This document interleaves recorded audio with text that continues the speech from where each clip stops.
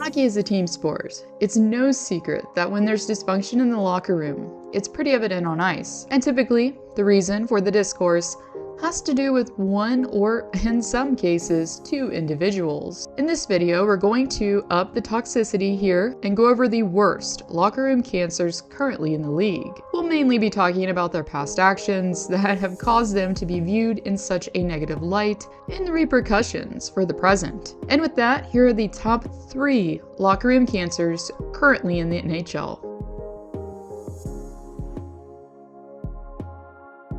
Since it wasn't that long ago, most of us can remember Avalanche defenseman Devon Toews making headlines around the hockey world. Reason being, Toews sounded off due to frustration towards unnamed teammates last December. Following a 3-2 loss to Chicago, Toews told the media, "We've got some guys in here, I think we've got some guys who think they're playing well and they're kidding themselves at this point. It's frustrating to play out there when you've got guys who think they're playing well and they're doing things where you have no idea what play they're going to make or where they're going to be on the ice. It's tough to play in this league when you don't know where your teammates are going to be. That's where a lot of frustration stems from," he says. While some were puzzled as to who he was talking about, many believed that Ryan Johansson could have been at least one of the teammates he was referring to. Going back to last summer, GM Chris McFarland acquired Johansson for half the price due to salary retention, meaning that the plan was that for Johansson to be the second-line center for $4 million a season. Even though his last season in Nashville was mediocre, Johansson did score 63 points in 79 games played for the 2021-22 campaign. So in theory, the risk seemed worth taking that he could somehow bounce back. Unfortunately though, things didn't go as smoothly as Colorado would have hoped. By the time February rolled around this year, Johansson had been demoted down to the 4th line. Reason being, his production slowed substantially as he went for 20 games without scoring a single goal. Therefore, by the time the trade deadline rolled around, the Avs were desperate to rid the books of Johansson's contract. In fact, so much so that McFarland added in a 1st-round pick in order for the Flyers to bite, and in return the Avs received Sean Walker and a 5th-rounder. Now there's another wrinkle to this story, aside from the drama in Denver. Once the Flyers acquired him, Johansson was immediately put on waivers. Back during his Columbus days, Johansson, like many NHL players, had a rocky relationship with the longtime bench boss John Tortorella. From multiple healthy scratches to routine benchings, the relationship between player and coach could be described as strained at best. While I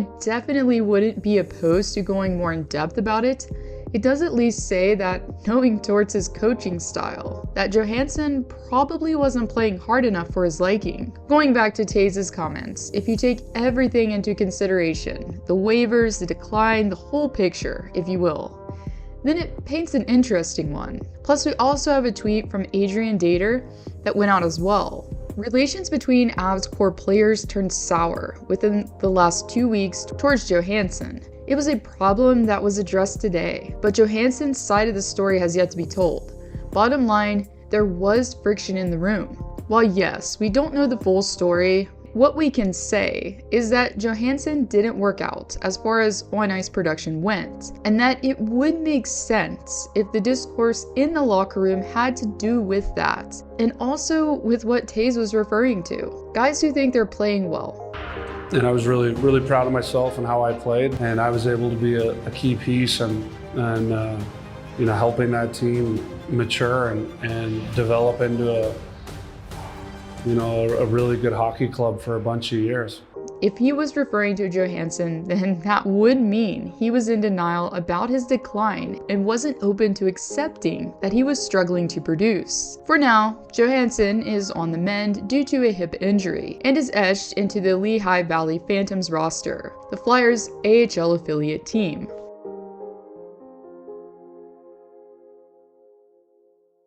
Evander Kane is no stranger to controversy. In fact, for the longest time, it didn't matter where he was playing. There was always friction with teammates out in the open. Firstly, in Winnipeg, we had the Dustin Byfuglien tracksuit incident. For those who don't know, I made a more in-depth video about Kane. That will make it all make sense. The city of Winnipeg also seemingly turned its back on Kane, unable to accept the cocky attitude that's looked down upon in the hockey community. Kane also got into it with coaches, was scratched, and then eventually traded to Buffalo. However, he had beef quickly again with a teammate. This time, it was Justin Falk. Following a practice fight with Falk and legal troubles coming to light, Kane was traded yet again. And despite moving over 2,000 miles away to San Jose, the dysfunction followed. We had more conflict involving Kane and teammates, according to an article released by The Athletic.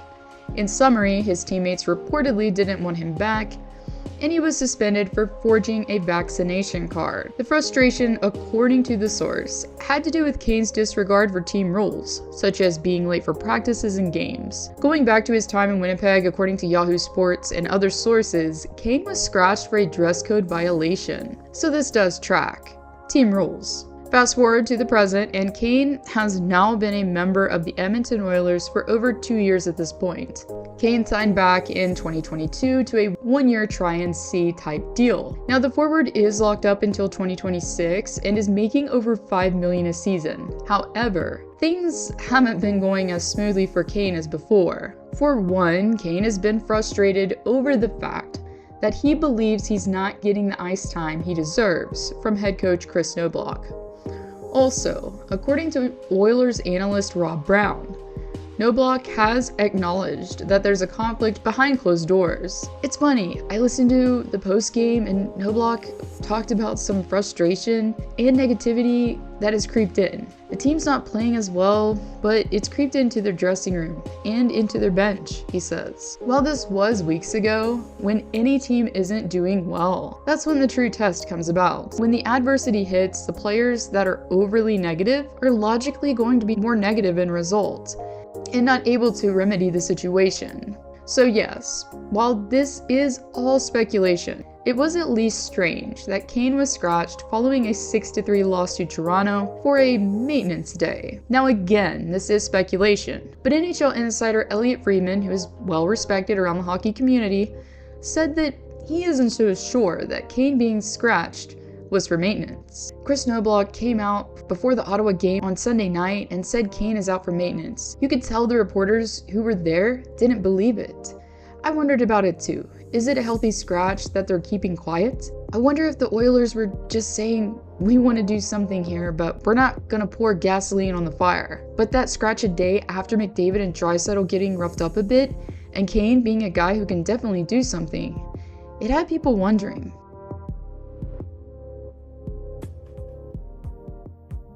Similarly to Evander Kane, Pierre-Luc Dubois has had a track record of being a locker room cancer. And while PLD's antics haven't been as in-your-face per se as Kane's, his constant desire to switch teams has rubbed several NHL fans the wrong way. Going back to his last days in Columbus, Dubois demonstrated a complete disregard for his team when he decided to purposefully not try in order to manipulate management's hand. Again, just like I did for Evander Kane, I went into further detail on Dubois' situation in a previous video, so if you'd like to check that out, I'll link that down below. This behavior pretty much forced GM Kekalainen's hand and resulted in PLD being traded to Winnipeg abruptly after. The team, when Dubois joined it, appeared to be a contender, with core players such as Blake Wheeler, Mark Scheifele, and Connor Hellebuyck. The idea was that upon Dubois' insertion to the lineup, this would give the Jets a lethal 1-2 punch down the middle. Despite the fact that the forward had a slower start during his debut season with Winnipeg, Dubois did manage to notch 60 or more points in his final 2 seasons as a Jet. In fact, after finding chemistry with Kyle Connor, Dubois hit a career high of 63 points for the 2022-23 campaign. However, when it came to the team as a whole, last off-season, things couldn't have been more disjointed. Not only was the future of former captain Blake Wheeler up in the air, but also those of Connor Hellebuyck and Mark Scheifele. As the two who were pending UFAs, when the Jets were dealt an early first-round exit, had yet to recommit to remain with the team.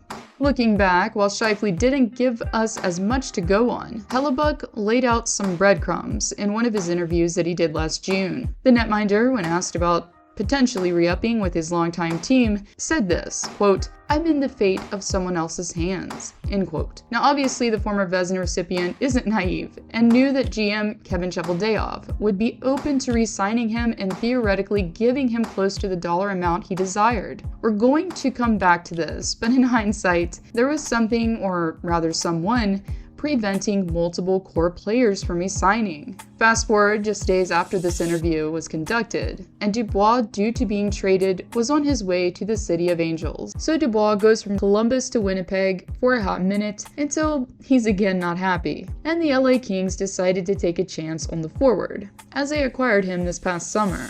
However, beginning in late December, the Kings began to struggle immensely, and the player who took most of the heat from former coach Todd McLellan recently was none other than Dubois himself. At the end of the day, whether PO gets 4 minutes or gets 24 minutes, he has to be a difference maker, McLellan said. To top it all off, veteran Drew Doughty, after losing to Buffalo, made some rather pointed comments, saying, "I think we've got guys in this room that are too worried about themselves and worried about their points and worried about stuff like that," he said. While the defenseman didn't come out and say it, most that know anything about Dubois can't deny that he has been worried about himself since day one. Now that we touched on that, it's time to turn back to another teammate of Dubois who, unlike Doughty, didn't leave his name out of his mouth while voicing his frustrations. According to Jets head coach Rick Bowness, the goaltender told him that he was happy that Dubois was traded.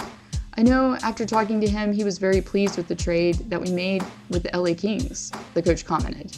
"The whole thing is who's in and who's out. You can't have one foot out the door because you just don't want to be here. That doesn't work. It affects the whole group," Bowness said. Looking back, it really seems like the Jets' biggest issue was indeed Dubois himself. Shortly after the trade deadline came and went, NHL insiders dropped a bombshell. After having less than a full season for the Kings, Dubois came close to being shipped out of Hollywood en route to Beantown, as Frank Saravalli and Kevin Weeks both reported on a botched trade that almost took place between the B and Kings, which would have involved Dubois and Bruins goaltender Linus Ullmark. Following the pointed comments made by Doughty, this was pretty much the smoking gun that definitely said that PLD had already worn out his welcome in the City of Angels.